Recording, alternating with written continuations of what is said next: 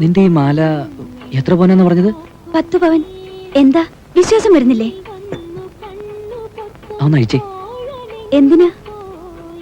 ഇതുപോലെ ഒരെണ്ണം നിനക്ക് പണിയിക്കാനാ.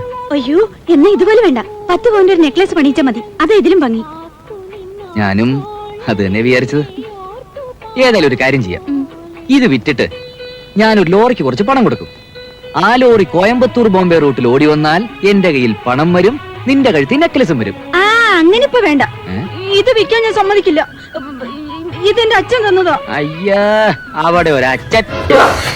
ഹലോ ഹലോ ഹലോ ഹലോ 10 പവന് ഒരു നെക്ലസ് അല്ല, 10 പവന് ഒരേ നെക്ലസ് ഉള്ള ഒരു സെറ്റ് തരട്ടെ? വേണ്ടേ? വേണോ? തരാം.